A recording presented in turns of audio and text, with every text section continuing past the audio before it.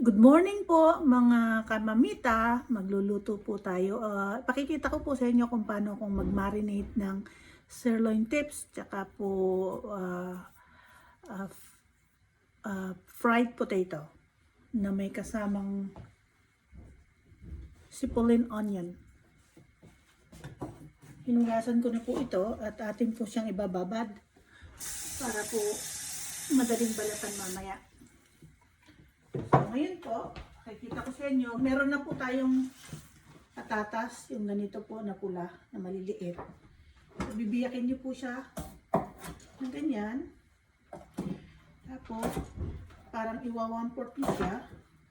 At saka niyo uli puputulin. So, ang mangyayari, 8 piraso po. Tapos, pakikita ko po sa inyo, yung aking ginawa na, nagpakulo na po ako ng tubig na may asin. At ito po siya. Ngayon, hiulog lang po natin ganyan. May asin na po yan. Tapos, hindi po natin siya yung malambot na malambot. Kasi po, ipiprito natin siya sa butter. Yung pong onion, ika-caramelize ko. Salt and pepper lang po ang magiging flavor. Pero butter po ang panluto natin. At ito pong steak ay gagawin na natin. So, sa sirloin tips po, ang pinipili ko po sa kanya, para pong marble. Kung titingnan nyo siya, para siyang marble. Yan, marble po. Yan po ang masarap na steak. Huwag po kayong kukuha yung parang purong-purong meat. Ito naman meron siyang kahalo, hindi mo naman mapipili. Pero, pinipili ko po yung marami na sapak na may ganito. Kasi yan po yung... Bye! Just a second.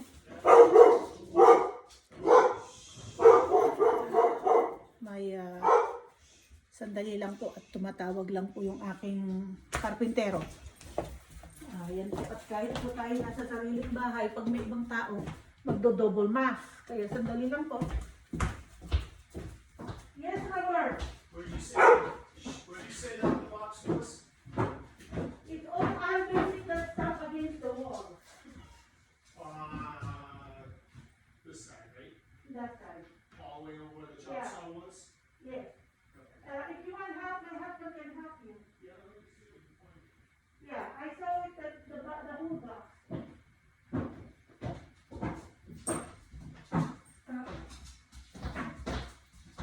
Nagista. So, yung pong karpintero ko, hinahanap po yung pang molding. So, gaya ng sinabi ko, hahanapin nyo po ganito. Yung parang marble ang itsura niya. Masarap po ito para pong lasang butter. Paminsan-minsan lang na po kami kumain yan. Pero, kamukha kahapon, hindi din po ako kumain ng niluto ko kasi talagang nagda-diet ako ng gusto. So, ilagay po natin siya dito. Ganyan. Ganyan po. Tapos, lagyan po agad siya natin ng olive oil. Simple lang po ito pero masarap. Lalo na sa grill. Medyo hindi po tayo makapag-grill dahil sasabihin ko po sa inyo kung bakit. Mahirap lumabas ngayon. Meron po kami dyan grill sa deck pero ipakita ko po sa inyo kung bakit. Ayan po. Nag-i-snow. Hindi pa kami namin nahuhukay yung deck namin na hanggang 16 inches snow. Nag-i-snow na naman. Kaya mahirap dito sa Amerika. Lalo na pag tumatanda ka na. So, ayan po. So, nilagyan na po natin ng mantika. Ngayon po, lalagyan po natin siya ng mga 1 tablespoon of coarsely all natural sea salt. So, gaya ng sinabi ko, itong pag ginanong ko yung kamay ko, yan po ay talaga pong 1 kutsara. Yung measurement dito na tablespoon. Ayan, ibubudbud natin. Tapos naglagay po ako dito kasi po yung aking pang-ground ng pepper cornmeal ko, black lang po yun nandoon. So, pinagsama ko na po about tablespoon ng mix ng green pepper at saka black pepper. So, pupukpukin to natin na hindi po talaga pino, kundi coarsely. So, ito po. Oops, maingay. Para po nakadikit siya na malalaking peppercorn sa... Tingnan nyo po, biniyak ko lang siya. Maglalabas pa ako ng dikdikan, marami pang hugasin. Biniyak ko lang siya, oh. Hindi na, kaya yan po. Minsan po kasi, nauubusan ako yung tricolor. Meron pong tricolor na peppercorn. Red, black, and green. So, yan po. Ibuhos po natin lahat. So, tandaan niyo po, olive oil, coarse salt, at saka po 2 color pepper. Tapos, yun na po. So, ito pong onion natin nga pala. Ito po yung sipulin. Sipulin onion. Mabili nyo po sa mga local grocery. Medyo mahal nga lang po. But, gaya ng sinabi ko, kung minsan, mahirap na isipin ko anong hihanda namin sa special occasion. Kasi po ako, almost every day, parang special ang niluluto ko. Hindi po pangkaraniwan. So, ito po yung steak. Pakalamasin po natin mabuti. At iyan pong paminta at asin, didikit po iyan. So, ang gagawin po natin mamaya, isi-seared natin siya sa pan. Tapos, i-bake natin ng 400 degrees sa air fryer. Para po medyo toasted yung labas, pero medium rare sa loob. Masarap po ito. Para po nakita ninyo. Kaya nga po, ang makikita nyo po yung paminta nakadikit sa karne. Sandali po. Ang paminta at asin nakadikit sa karne. Ayan po, nakadikit po siya ng maganda. Kaya pag sinirpan mo siya, nandiyan na yan. Tapos air fryer mo, matutusta yan, nakasama yan. Ganyan po ako. Yan lang po, very simple, pero ang sarap-sarap po. Kasi po kung minsan, kung maraming ingredients, hindi mo na malasahan yung karne, hindi mo na malasahan yung niluto mo. Kung yung iba po kasi talagang may dinadagdag sila, akala nila kung may idinagdag na ibang ingredients, nakaka-attract at napapasarap luto. Kung minsan po hindi. Dahil po, ako po talagang hindi nag-iimbento. Talaga pong puro authentic na recipe ko ginagawa ko. Wala po akong ginagaya. Kamukha po nung nagtatrabaho ko sa Marriott, yung mga chef doon, lalabas lang yung karne, i-defrost, malaking sirloin na ganyan para sa mga 250 wedding. So naisipan ko po na nag-blender po ako ng rosemary, pepper, sea salt, tapos olive oil, inirab ko po yung mabuti, tapos binalot ko po ng saran wrap overnight. So nung pong binake namin, pati po yung pinakamataas na manager, executive manager ng Marriott Hotel, pumunta sa kusina at ang sabi po sa amin na for 15 years siyang nasa building, never niyang naamoy yung kitchen na ganung kabango. So tapos po, ako po ang in charge sa mga marinating at saka naging in charge na po ako. Meron pong isang kasal na gusto ng Greek po sila. So, ang nangyari po, yung taste meal po, ako po pinagawa ng stuffed zucchini, stuffed pepper, tsaka po yung pong stuffed cabbage. So, kaya nung taste meal na gustuhan nila, obligado po ako magluto noon. Ang recipe ko po yun. Kaya po 250 yon. Yun ang pinakakanin nila. Tsaka steak. Yung iba potato. Yung potato ko rin po, hindi lang basta ilalaga ko pag sa hotel. Ang ginagawa ko po, pag nailaga ko na sa asin, magme-melt ako ng butter na may garlic at rosemary na tinadtad. Ibubuhos ko po yun kasi malamig na po yung potato. Pinalalamig po palagi namin. Pag binuhos ko po yun, parang mabubuo agad yung butter kasi malamig nga. Tapos hahalu-haluin ko yun, naka-covered siya ng butter. Kaya pag binake mo yun, hindi naman babagsak yun, matutusta ka agad nandun. Tapos yung steak, ganun nga po yung ginawa ko. Tinawag po ako ng chef at gusto daw po ako makilala ng mga tao, yung may mga kinasal. Pagpasok ko po, pinapalakpakan ako ng kamay kasi po yung groom, ang sabi po niya sa akin, never siya kumakain ng steak na marami. Yun daw pong steak ko, kinain niya 6 inches. Dahil sa sobrang sarap. Tapos po yung mga food platter ko po, mga fruit platter, may mga design po yun. Kung ano-ano, kaya minsan po, Christmas, gagawa po ako ng snowman na potato at saka siyempre gagawa ako ng mga penguin na summer squash. Tapos yung pakpak po nila, ginagawa kong parang yung pakpak po nila carrots. At kung naman mga summer, gumagawa po ako ng mga green bell pepper na ginagawa kong parang island. So, minsan po nakagawa po ako ng napakagandang cucumber na lobster. Ganun po yung ano. Kaya gaya lang po ng sinasabi ko, kung minsan ang ating trabaho, hindi lang dahil sa tayo'y nakakasweldo.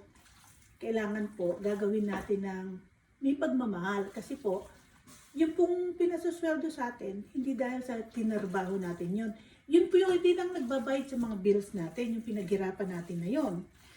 Para po naman, ako po 6 months lang na-promote ako.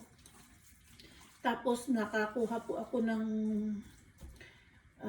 naging banquet captain po ako sa Sheraton at saka sous chef ako sa Marriott.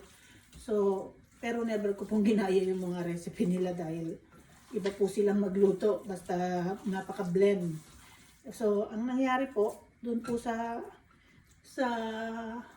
Sheraton, within 6 months, naging captain. Kaya, nung minsan po may nag-request sa akin, siguro to bisita lang yata siya sa kasal, tapos ikakasal din yung anak niya, talaga pong ni-request na ako yung maging captain, doon sa banquet captain, doon sa function nila, tapos binigyan po ako ng tip na $100, at saka mataas po yung review.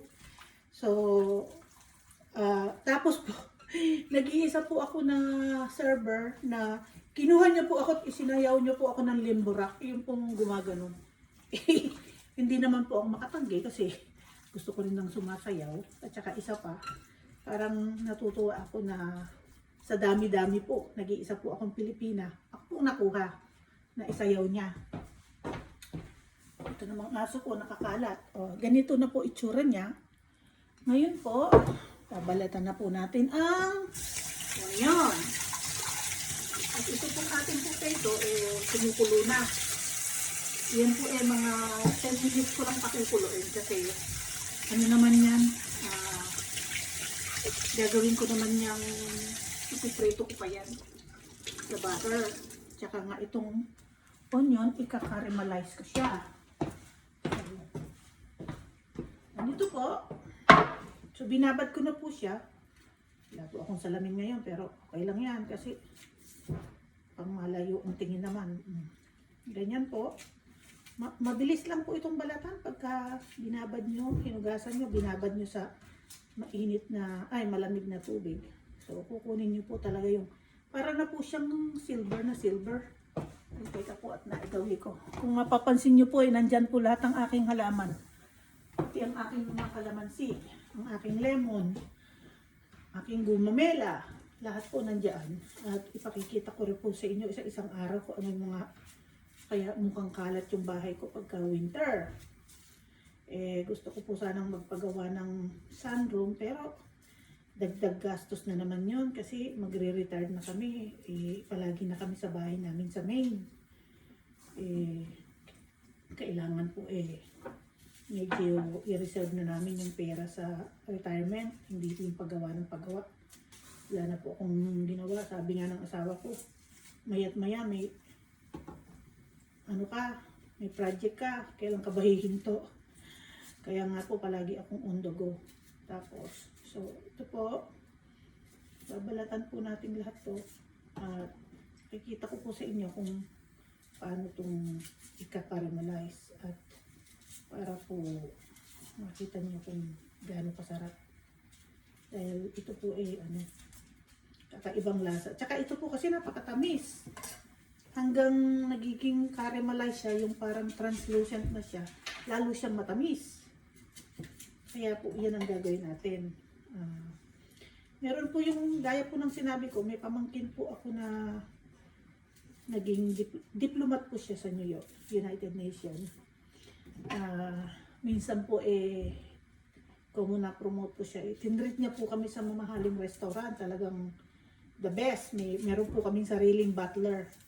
Siya na po yung naghihiwa ng mga meat namin. Nung natikman niya po yung steak ko, mas masarap pa raw dun sa mga kinakain nila sa New York. So, ito pang pamangkin ko na ito, talaga pong tigahanga ako, bata pa lang. Siya po yung oras na pinanganak hindi ko na po siya nabitiwan. Ako po talaga yung mag-alaga sa kanya. Kaya, para ko po talaga siyang anak. Kaya nung nanganak po ako sa aking anak, siya po yung kauna-unahang tinawag para ipalam sa kanya na meron akong anak na pangalawa sa kanya. Siyempre po, dahil sa masyado ko siyang ginaybi, affection, nung pong tumawag po sa kanya, napaiyak siya. At baka akala niya mababawasan pagmamahal ko. Pero hindi po nabawasan. Baga po, nagdagan pa nga Parang siya yung anak kong panganay na mahusay po siya magpayo. Saka hindi po siya yung pag pinagsalita sa'yo, hindi ka magagalit. Yung talaga pong alam mo na concern siya. At saka hindi po kami dyan na mawawala ng puro I love you, lalo na nung araw na nagpapadala akong card, nagpapadala siyang card. Nakatago po yung lahat, kaya po nung nagtibus siya, pinadala ko sa kanya lahat nung makita niya. Tinatago ko, magpasa hanggang ngayon po. Yung mga binigay niyang card na yun sa akin nakatago. At talaga pong napamahal sa akin ng gusto yung si Priscilla. Ngayon po, meron po silang magti 3 years old na anak. Para din pong totoo kong apo. Mas excited po ako pag kahit na malayo yung driving, isang beses po makikita nyo ako, magdadrive po ako long drive mag-isa, papunta sa kanila sa Pennsylvania. Parang 5.5 drive, almost 6 hours. Pero dito po naman kasi ang speed limit ko minsan 65, pero hanggang tumatakbo ka ng 70, hindi ka naman hulihin ng pulis. Huwag lang 15 above sa speed limit. Kaya po, okay lang po yun. Diyan naman po sa Maine, ang speed limit po ay 70. Pag may tumatakbo pong 90, tumatakbo na rin po akong 90. Hindi naman po delikadong magpatakbo ng mabilis. Basta po alam nyong kontrolado nyo ang manibela. At saka defensive po akong driver, hindi po yung compulsive na liko, kaliwat kanan. Hindi po ako ganon. Ako po marunong po akong gumamit ng directional. Yung iba po kasi hindi gumagamit ng directional. Ako po gumagamit kasi sa sasakyan po, yun po yung communication. Hindi ka naman pwedeng, hindi ka mukha sa Pilipinas, kung minsan nilalawit yung kamay. Kaya ganyan. Palalagpasin. Pagka dito sa Amerika, hindi uso yung gaganyan-ganyan. Yung communication nyo po, yung directional light. Kaya po, hindi po masyadong, mahirap para sa akin na magpatakbo ng medyo matulin. Kasi nga po, ako po, talagang mabilis magpatakbo. Yung asawa ko po, medyo takot siya dahil siya po, kung magpatakbo, nasa speed limit. Kaya pag ako po umalis at pumunta ng New York, at alam niya na ilang oras yun, at alam niya na napakabilis ko, alam niya na po kung bakit po napakabilis ko. Dahil sa New York po, pwede kong magpatakbo ng 90. Kasi sinusundan ko naman po yung mga tao. Wala pong problema din. Ang dali lang kasi kumukuha na yung trainer dahil yung atin pong dito po sa bahay ko ito pong kalan ko bihirang napapahinga. Kaya, sabi ko, minsan para kaming nasa restaurant. Yung isa, hindi kumakain ito. Lulutuan ko nito. Yung isa, kumakain yan. Biglang sinabi, ayoko niyan. Hindi niya mood kumain. Ay, kaya po kuminsan yung marunong magluto. Dahil hindi ka mapapahinga. Tayo pong mga nanay, talaga pong yung gusto ng pangangati ng iluluto. Kamukha nung isang araw po, gumawa ako ng Vietnamese soup. Yung anak ko po nagtatrabaho, tiniran ko po siya ng beef soup, may timpla na lahat. Hindi po kinain, so ang tendency po niyan, alam niyo na po, matatapon. Kaya mahirap po yung dali lang po at natanggal to. Yung anak ko namang lalaki, gusto niya yung chicken teriyaki, pork teriyaki, tosinong langgonisa, tosinong pork. Gumawa po ako ng breast meat, yung pong tenderloin. Parang $4 a pound. Yun yung pinakamahal na part ng chicken. Hanggang sa nagtagal na po sa fridge. Hindi naman to pwedeng pakain sa aso kasi may sugar. Baka ma-diabetic. Dati po kasi may diabetic yung aso namin. So, ito po yung mga itatapon ko na akala ko gusto nila dahil gusto nila dati. Ayaw na hindi. Kamukha nito, nung dadating na siya galing magtrabaho, iinit na lang niya. Soup ng Vietnamese, hindi rin kinain. So, basura na din yan. Pero yung karne po niyan, pwede ko yatang kuhanin para sa mga aso, treat nila. Pero yung chicken po hindi. So, eto na po. Magluluto na po tayo ng butter. Gagamit po tayo nitong wooden spoon. Ayan po. So, pakikita ko po sa inyo kung anong itsura niya. Oops. Alam ko po na kung mapapakita pa. I will try my best.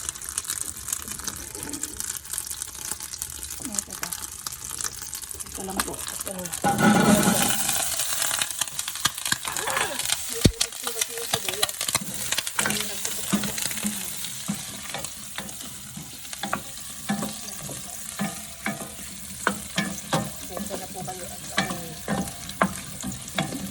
Model kasi ako ng GoPro Hero 9. Padating pa lang po. Kaya po ito ginagamit ko. Ayoko gamitin yung gimbal ko kasi parang masyadong complicated. Ito po namang isa na to. Mas madali. Kaya lang ganyan. Hindi siya split. Kaya tutulad ko pa. So yan po. Ika-caramelize natin. Tapos po. Lalagyan naman po natin siya ng ito pong pamintang buo po para po iba naman yung paminta niya kaysa sa karne. Pero konti lang po para po hindi yung karne natin. Ayan po. Ika-caramelize lang po natin yan. Hindi naman po dapat marami at minsan makakain ka lang ng isang onion o dalawang onion sa potato mo. Masarap na yun. Kaya, ganyan lang po, ika-caramelize po natin yan. Ito pong ating potato. Ayan po. Iyan po malambot na po iyan. Maitutusok niya po yung daliri niyo, yung kuko niyo. Para po dire-diretso umluto at nang kayo po masiyahan. Ito po kasi mga ito ito po yung aking Spanish sardine. Minarinate ko po yan. Ito po maluto kasi yung trabahante ko, hindi naman yung Pilipino. Baka mahabakuan umuwi ng maaga gusto ko na pong matapos yung pinagagawa ko. So, ayan po, ganyan. So, by the time po na hinulog natin yung potato, mainit din po yun at wala ng tubig, hindi ito ma-hold. Kaya ganyan po. Masarap po ito. Sandali. At tanggalin ko itong aking salabat. Ginger tea. At meron po pala akong isi-share sa inyo. Meron po tayo na kinukuhang chaga mushroom. Ito po, galing po sa birch tree. Ipapakita ko po sa inyo. Ito po kailangan lalaga nyo sa stainless steel. Ang inyong ladle na stainless steel ang gagamitin. Ito po proven na immune booster. At saka po, yung po kasing isang composition sa pang chemotherapy, nandyan po. Hindi ko lang po matandaan, pero alam na alam ko po dati yun kasi nga may research ko yan. So, kuminsan po naghahunting ako niyan. Ang mahahunt niya mo lang po yung mushroom na yan from October, kasi kailangan po yung wala ng dahon. Dahil pag may dahon po yung puno, natatanggal po yung mga benefits niya. So, i-harvest nyo lang po siya end of October hanggang end of March. Kasi by April, lumalabas na po yung mga dahon. So, yung lahat po ng benefits, napupunta na po sa dahon. So, ito po talaga pong napakahusay yung chaga mushroom. Dahil po yung asawa ko, marami siya dating sakit. Palagi siyang nanunumunya, na sepsis siya. Minsan, muntik nang namatay kasi mahina yung immune niya. So, natutunan ko po na painumin siya araw-araw po. Umiinom kami niyan, 2 tasa. Wala pong lasa yan, para lang po kayong umiinom ng kape na maitim na walang pait. Pero kung minsan po, tayong mga Pilipino, pag hindi masarap, ayaw natin. Hindi naman po pwedeng puro masarap, dahil yung masarap, yun yung delikado. Sa mukha po ng hindi po natin iinumin o kakainin dahil sa lasa. Ang iisipin po natin yung benefits sa atin. Ako po talaga pong na-proven ko na rin yan dahil ang akala po ng mga doktor ko, meron akong ovarian cancer. Tapos po, dati po, parang, yung moody. Buhat nung nagiinom ako dyan, siguro po mga 5 taon na kaming umiinom niyang mag-asawa. So, yan po. Ito po kasing potato, tandaan niyo po, may asin na po yan. Ngayon, lalagyan po natin yan ng konting paprika para po gumanda. At pagkatapos po yan, isi-serve natin yung ating steak. Kasi po, pakakainin ko yung trabahante ko ng alas 12. 11:13 pa lang naman po. Kaya hindi po ako late. At mukhang mapaaga pa ngayong pagluluto ko. Ganyan po ang itsura niyan. Ito pong patatas na to hindi naman po dapat pinabalitan ng patatas pagka ganitong lulutuin. Dahil po yung patatas, yung skin po niya, fiber po yun. So, hindi naman po yan madumi dahil nasa ilalim ng lupa na wala pong natutuwang mga maraming insect. Hindi po nadatabuan ng mga insect. At saka pag nag-spray po ang mai-sprayan po dyan na yung dahon. Hindi naman po yung dahon yan ang kinakain natin dahil minsan po marami pong insect ang dahon. So, ini-spray yun para mawala yung mga insect at nang hindi na lumipat din sa iba pang tanim yung gulay. Yan po. Kaya po yung potato, wala po yung insecticide sa loob. Kung mayroong naglalagay ng fertilizer, siguro once lang yun. Kasi talaga namang hindi mo nalalagyan tong fertilizer dahil yung kamote nga po natin, hindi naman natin nilalagyan ng fertilizer, namumunga Excuse me. So, ganyan po. Ito po yung napakasarap. Tandaan niyo po yung recipe ko. Excuse me, kaya nang sinabi ko, wala naman ako nakitang nagluto ng may ganitong onion sa dalawang hotel kung pinagtrabahuan. Kaya ito po yung mga talaga pong aking recipe na gusto ko pong i-share sa inyo. Hindi nyo na po kailangan pumunta sa restaurant. Kung family of 4 po kayo, mapakalaki pong tipid. Dahil kung minsan kakain kayo, sabi nyo, ang sarap ng potato doon. Kayang-kaya nyo po yung gawain. Kasi po ako, napaka-practical ko po. Siguro po dahil marunong ako magluto, kaya most likely, hindi ako kumakain sa restaurant para lang makakain ng masarap at special. Kung minsan, pumupunta lang po ako sa restaurant, parang Minsan-minsan naman may magsilbi sa akin. Pero pag Christmas po kasi maraming nagre-regalo sa akin mga gift certificate. So, yun ang ginagamit ko.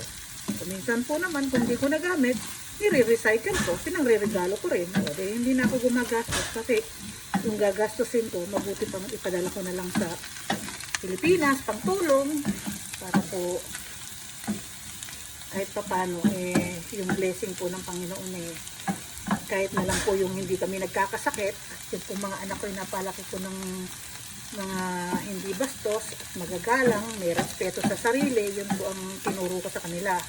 Kung may respeto kayo sa sarili,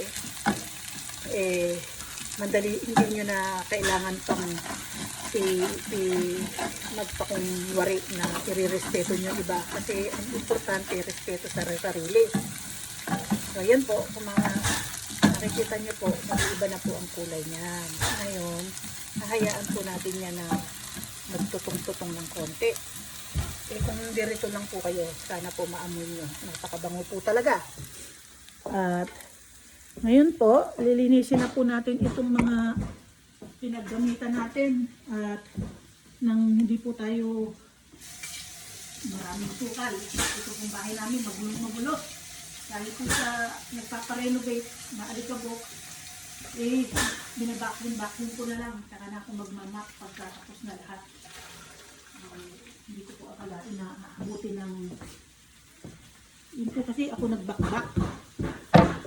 Kasi para makatipid na at saka pag nagbabakbak ako, diretso na kaagad sa hindi po na black bag para hindi po makalat. So, at the same time, kung yung tao na dito, kamukha niyan, $500 a day, 525, isang araw niya pong gagawain yun. So, 78 hours siya, kahit na po 3 oras lang yung gawin yun, 200 plus na din po yun, yung natipid ko. Hindi naman ako nagtitipid dahil sa kagustuhan ko makatipid ng pera. Pero gaya ng sinabi ko, $200 is $200. Hindi ka nga maglakad ka nga o saan ka man pumunta rito sa mundong pwedeng lakarin, hindi ka makakapulot ng $200. So, $200, pangtulong ko na lang sa mga nangangailangan. So, nagsisave po ako para sa pagtulong, hindi po para sa sarili ko. Yun ang mga anak ko, yung mga nakatabi na rin po yung mga pera para sa kanilang savings, sa kanilang school. Gaya ng sabi ko, hindi naman po kailangan na ipon tayo ng pera. Hindi na natin na-enjoy yung pinagtrabahuhan natin. Hindi naman po dapat ganon. At hindi rin po dapat na kainin nyo lahat yung masasarap dahil may pera kayong pambili. Kasi kung puro masasarap ang kakainin nyo at hindi healthy, yung mga pinaghirapan nyo at inipon nyo, sino makikinabang? Hospital, saka gamot. Yung gusto nyo, magiging maintenance nyo, yung mga pinaghirapan nyo po, doon po mapupunta. Papayamanin po natin yung mga mga gumagawa ng gamot. So, ito na po yung kulay niya. Kinusted ko po siya. So, balik ka rin ko na po. Yan. Ito po naman stainless na po hindi naman po sa minsan ito yung aking investment, yung mga kaserolang mahuhusay. Ito po yung mga alclad na hanggat maaari yun talaga pong safe sa pagluto. Dahil nasabi ko, yung mga anak ko naman ang pinakakain ko. At saka mahilig po talaga ako sa gamit na mahuhusay sa kusina. Bihirang-bihira po yung makikita nyo na ito lang po yung pero hindi po yan teflon parang ceramic po yan sa loob na pressure cooker para hindi dumidikit. Yan po yung ating sardines, Spanish sardines na nakamarinate.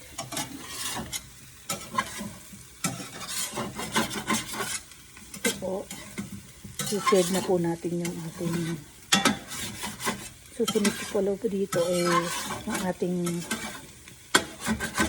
sweet pea. Yung tinatawag po na chicharo sa atin. para po may konting gulay. Ah, hindi naman po karamihan po, pero basta lang po may konting gulay.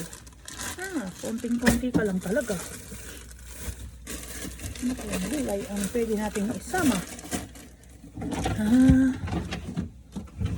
Alam ko na.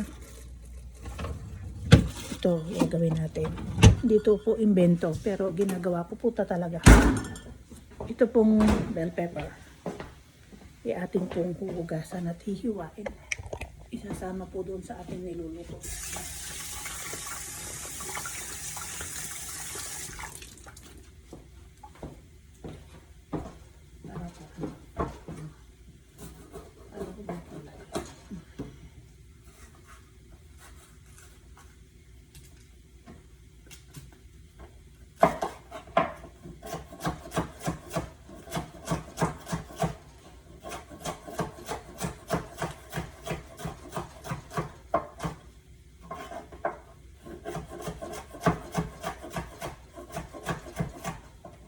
Ito itong gagayahin kung hindi po kayo marunong kasi gaya ng sinabi ko, natuto ko sa restaurant, sa hotel.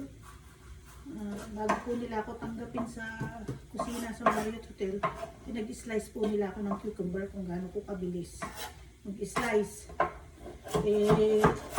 Marunong naman po tayo mag-slice talaga ng mabilis, kaya po natanggap po tayo kaagad dahil lang sa cucumber. Oops, hindi ko pala natanggal itong papel. Kawawa naman yung kakain nito. Pag yung anak ko pa itong nakakain, hindi nakakainin yung pagkain. Pag nag-adobo ako, kahit na maliit na buto lang, hindi na niya kakainin. Takot na. Mahirap kalaki yan. Samantalang tayo sa Pilipinas, sinisip-sip pa natin talaga yung buto. Ayan. Para po may konting kulay. Ganyan po. Para po sa breakfast potato, pero dahil may crispy ng onion, hindi po sa onion. Onion na lang siya.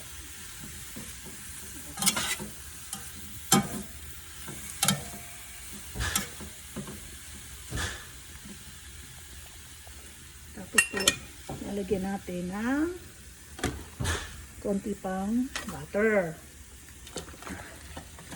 Ito po yung sinisave ko, yung pinaglinisan ko ng sardines.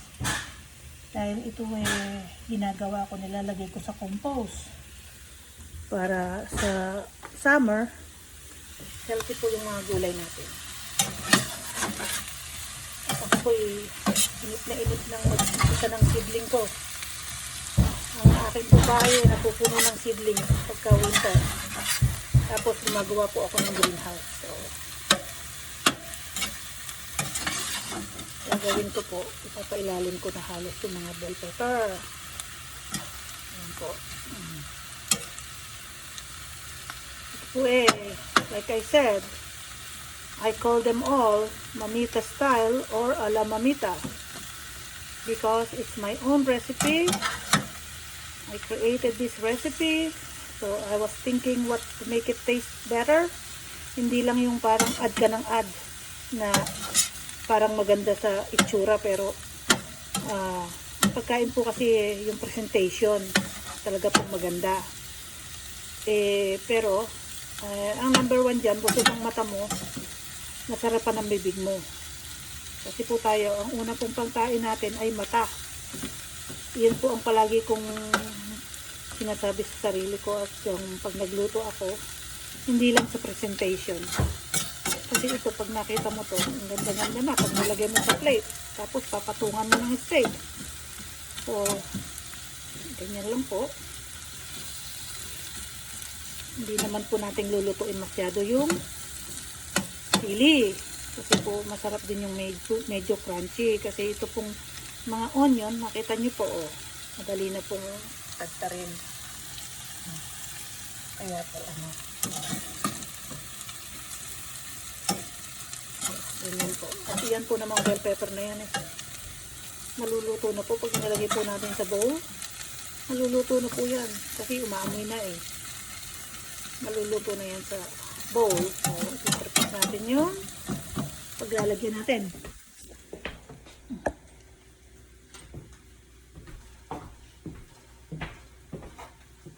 At atin pong ipakikita sa inyo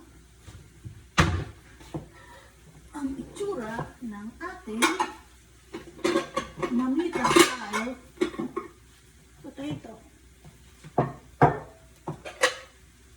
Masarap po ito sa steak. Talaga pong sorry na lang at talagang napapakain ng marami. So ilalagay po natin ang steak dito. Susunod na po natin ang magsisil tayo ng steak. Kasi 11:30 ang tamang-tama yan. So, ito lang po. Yan ang sabi ko. Huwag gagayahin kasi sanay na po ako. Wala ng pathole holder.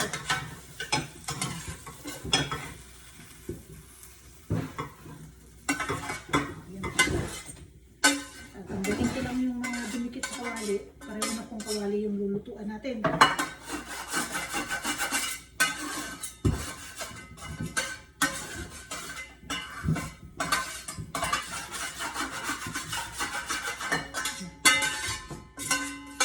Ito po hindi natin lalagyan ng mantika.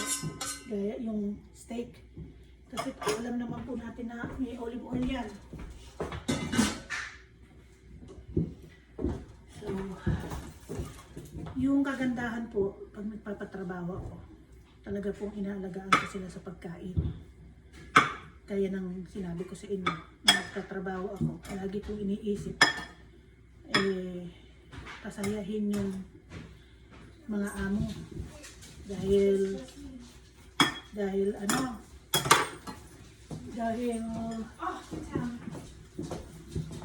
tingnan niyo po, ay aking potato. What are you making? I'm potato and steak. Oh, okay. Are you working? Filming. Yes, I'm filming and you're doing a media editor, so I can use that talent for my, I guess I could, right? yeah. Okay, bye. So, ngayon po, asin na po natin itong at tapos na po tayo. Ito pong onion, ito pong hindi ko na po tinapos lahat. Yung pepper, baka ayaw po nung kakain. Hindi ko po alam. Kaya nang sinabi ko, bahala na sila. Kainin nila, pwede naman nilang tanggalin. Ako po, hindi po ako pwedeng kumain yan. Yung po mga may arthritis, bawal po ang red bell pepper. Talaga pong para kayong agad-agad sasakit ang inyong mga buto-buto. Yan po yung totoo. Yung mga kasabi-kasabihan nila, hindi totoo yun. Yung maliligo ka ng malamig, ma-arthritis ka, hindi yun. Nasa kinakain. Kung meron kang mga gout at saka arthritis, mahirap na po yun. Ngayon po, ito po, umuusok na po yung ating kawali. At kailangan po natin ng tong. Ito po, ililipat po natin dito. Ayan po, umuusok na yan. Kaya po ito boom. Tensya na po dun sa pokpok. Sigurado po ako, hindi naman ako copyright. Kaya wala naman pong nagtutok-tok na tugtog. Shade lang po yan. Maganda po yan. Pero papaandarin ko na po ito dahil iusok. Ito po aking excited.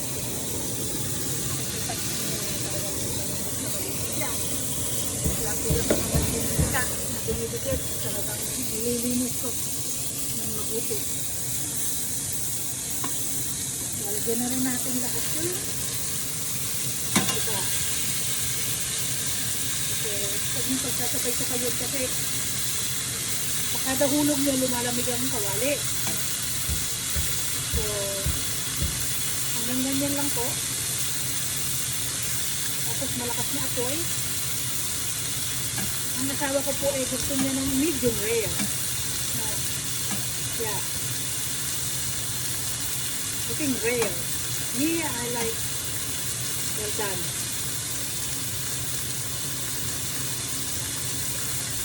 Nakita po nyo, hindi ko po yan nilagyan ng mantika, pero lumalabas po yung kasarili niyang mantika. So, sinisigurado ko lang po na seared na siya. At atin na pong papainitin sa 380.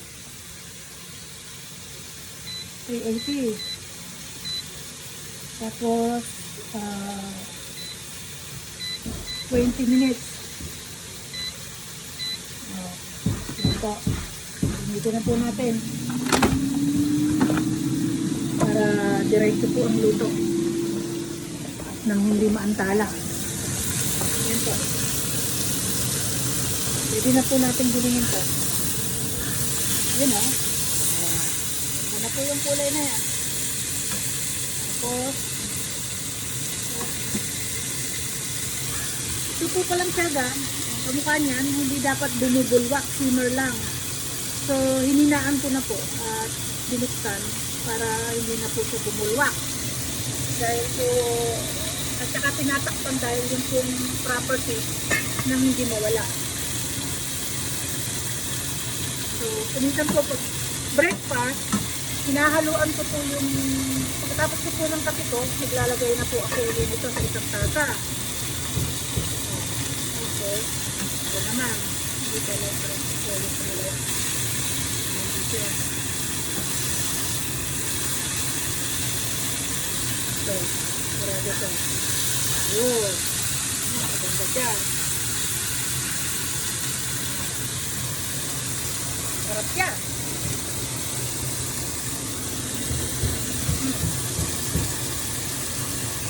Sizzling.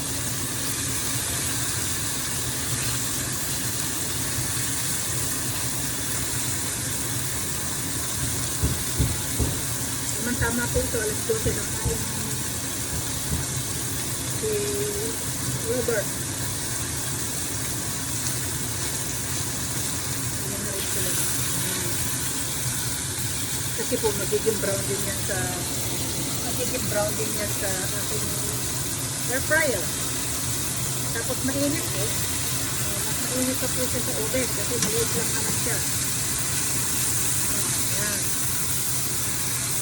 Ito po mamaya ipag-inita po muna yung ating pindito natin dahil nasilansikan po ng nandito.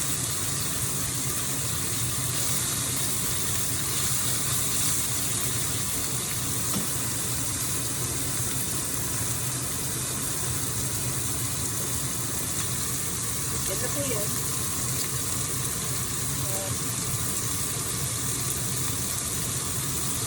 Tatagtag po tayo ng parsley para po kompleto yung ating garnish. Para sa ating steak.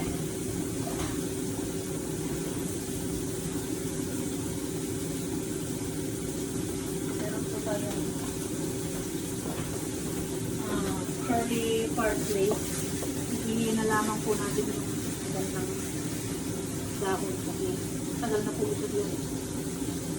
Hindi naman kailangan na marami para lang makita ko sa inyo kung paano kung mag-presentation.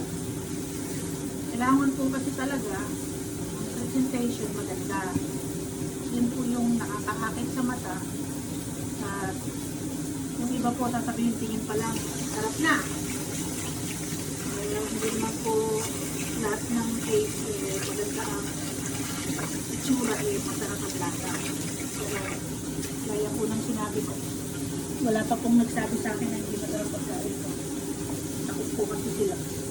Hindi po. Yung mga tao po talaga kung nagugustuhan nila. Yung luto. Ketchup po tayo. Pagka naluto na yung dahon lang naman po. Ayan.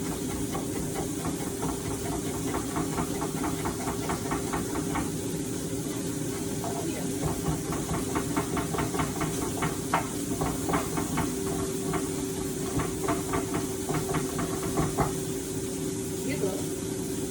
Bilis po akong kumilaw. Itong mga ito puro ginagawa ko po yung compose. Ngayon, tanggalin na natin itong first batch. At lalagay na yung second batch. Italagay naman po natin ito sa air fryer. Nakikita niyo po ba? Kasi layers ang dami rin ito. po niya. Kita mo yung pagka-cute niya. Ang ganda. Wow. Oh, kita mo pang pagkakaiba. Ito po ano. Ito, paiinitin uli natin. Siyempre, bumaba po ang temperature niya kanina eh. Kaya, paiinitin po natin. At saka po natin lalagay yung iba. Yan po. Kita nyo, hindi na po tumitilantik. Ibig sabihin, nawawala na po yung juice. Kung ano mang juice yung nandoon.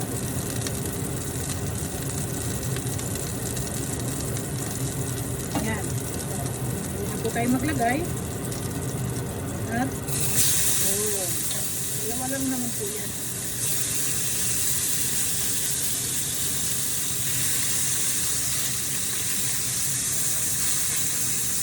Ngayon, lalagay na po natin ito sa ating fryer. Kasi 5 minutes na po siyang naka 180. Ibig sabihin, mabilis na po ito. Ayan, mabilis na po yan. Ibig sabihin, mainit itong timpo yan. Kaya dire-diretso po yung init. Pero masarap po ito sa grill. Kanya lang, sabi ko sa inyo, hindi makapag-grill. Dahil, yan, ang dahilan. Mahuhukay lang po namin ang aming mga sasakyan. Talaga pong nabakot sa snow. Eh, yun na naman, nag-i-snow at sa linggo, marami na namang snow.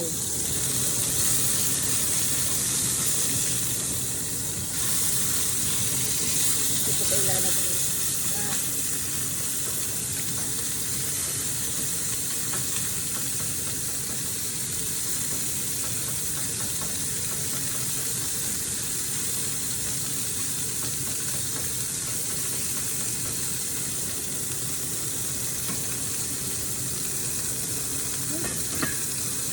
Bumubulwak po ito kasi yung init nito. Papatayin po natin dahil hindi po dapat yung bumubulwak. Simmer lang. Para po unti-unting nakukuha yung kanyang properties. At syaga mushroom. So, ka-farmer, dadalan ko si Mama Bell sa uwi ko ng syaga. Yung mga kapatid ko rin, pinadalan ko, ewan ko lang kung meron pa sila, pero magpapabaks ako na lalagyan ko ulit.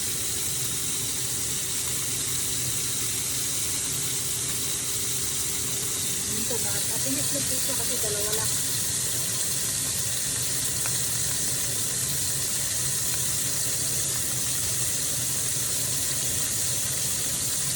Ito kung pinagkirituhan natin, lalagyan po natin ng konting tubig at saka meron po akong brown gravy para po sa pang mabilisan, pero usually po gumagawa po ako ng sarili kong gravy. Eh, may flavor naman po ito. Yan po yung mga lahat ng flavor. Yan na po lahat-lahat. Kaya yan po ang ating gagawin. Lalagyan po ng tubig para may gravy. Nagawa po tayo ng, hindi naman po actually gravy eh. Dapat po dito yung audio.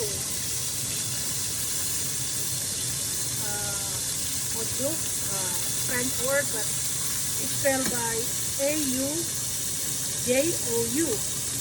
Audio sauce.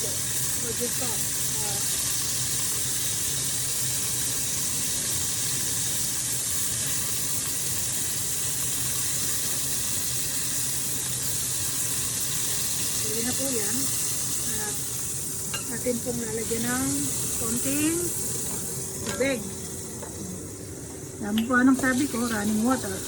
Cold running water. Pero konti lang po ang gagawin ko. Yun. Ito po ang ating egg sauce. Tutunin po natin lahat ng brown na yan.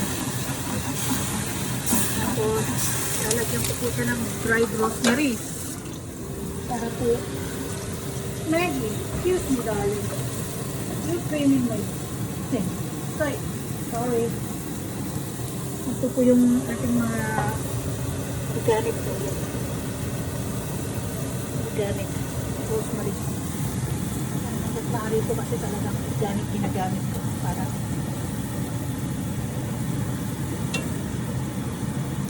minsan yung mga tao sa sarili mo yung kumakain. Okay lang po yan. Wala naman pong problema yan. Marami naman pong mabibili. Pero gaya ng sabi ko, mayroon ako mga loyalist na customer na hindi naman po sila nananahalan. Lalagyan ko po ng konting beef powder. Beef powder para po may konti addition. Pero konti lang po. Yung spoon po na lang konting. Ito po ginagamit ko, 5 flavor. Ito, more cubes. Kaya pong number 1 ako ng tagahanga ng mga Thailander. Sa produkto po nila, talaga pong quality. At saka mura po. Sarap na. Yan po, ganyan. Talaga pong running lang yan dahil ilalagay po yan sa top ng steak. Pero sasalain ko para hindi na masama yung rosemary. At hindi na nakakiliti ng lalamunan. Sasalain ko lang po ito. Akin po ito konti pa dahil hindi naman marami ang kailangan natin. Nandiyan na po kasi lahat ng flavor. Nilagyan ko lang ng rosemary para dumamo-damo. Pag summer, fresh rosemary. Meron kami nung dry. Sayang naman po kung hindi ko gagamitin. Pero usually nagpapag-dry din po ako ng sarili kong mga herbs. Kompleto po ako sa herbs. Tarragon, sage, Greek oregano, chives, garlic chives,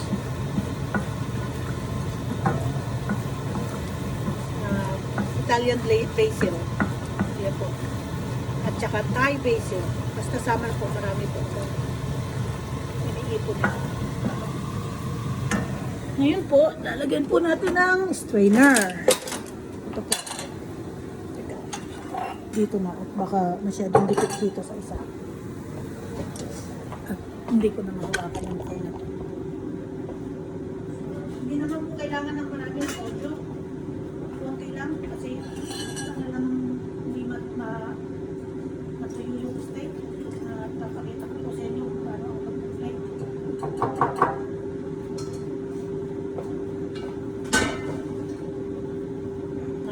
Sa akin palagi linisin. So, yun po. Tayo ng plate. Plate na po eh. Dahil baka naman po ma-overcook. Hindi ko alam kung kumakain yung mama ng lalagyan po natin ng dalawa. Ano yan? Okay.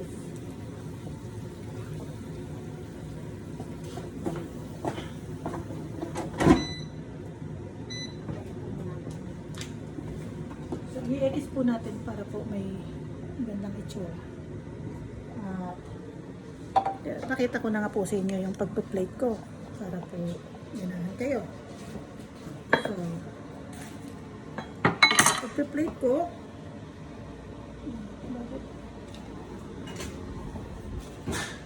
kita niyo po ba? Ayan. Ito may gulay na siya, may potato na. So,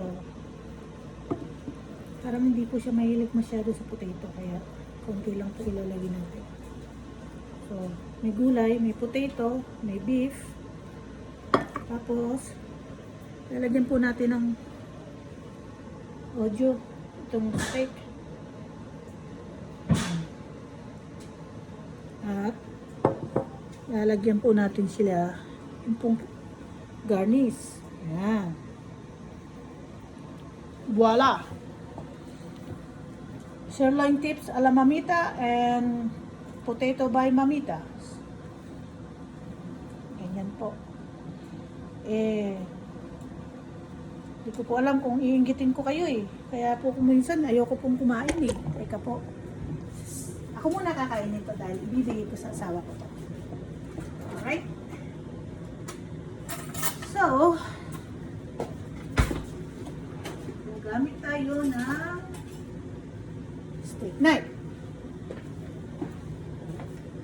At atin pong hihiwain ang ating steak. At makikita niyo po, ang asawa ko hindi po yung marunong umuya. Lulun lang ng lulun. Ito po ay cook. I don't think na nagugustuhan niya. Sasaw-saw niyo po sa audio niya. Number 1.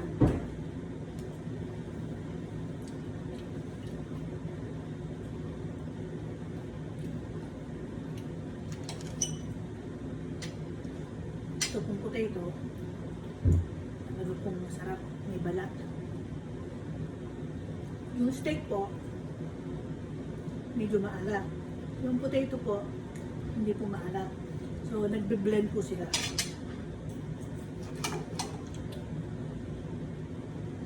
Medium rare. Sa gitna. Sarap po. Bawal po sa akin ng red bell pepper. Kaya di ko po kakainin. Sorry po yun. Tandaan niyo po, sirloin tips. Pipiliin niyo po yung marble. Nakalimutan ko po yung steak sa Japan na napakamahal. Ganun po ang itsura marble. Bakit pa ako bibili ng steak ng Japan? Sobra pong mahal yun. Depende po sa luto naman. Kahit bilhin mo yung mamahalin, kung ibabalibag mo lang dyan sa grill na walang seasoning, wala akong lasa. Ito po talagang may lasa. Sabi ko, hindi po ako na breakfast. Kaya, ito 12 na, breakfast at lunch ko to. Pero, konti lang kakainin ko ng kasi, alam nyo na po, pag hindi po organic ang karne nyo binili, sigurado pong ginamitan niya ng artificial growth hormones para lumaki, para sa marketing. So, ang tendency po, yung iba sabi, mag-mimit na lang, hindi nakakain ng kanin, lumalaki din dahil sa artificial growth hormone. Pa? Yes. Here you go, darling.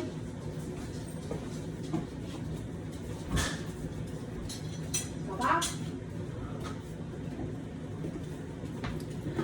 Hanggang dito na lang po at maraming salamat at sana po ako po sorry po, may tumilansik. Sana po ay mag-subscribe po kayo, i-like nyo po, at saka po share. Kaya ng sabi ko, gusto ko pong i-share sa inyo lahat ng kaalaman ng pagluluto. Matagal ko na itong gustong gawain. Kaso, masyado po akong busy. Ngayong winter, hindi naman kami masyadong pupunta sa Maine, kaya po kayang-kaya ko nang gawin. So hanggang dito na lang po at napakarami pong salamat sa inyo. At sana po subscribe nyo po yung aking channel.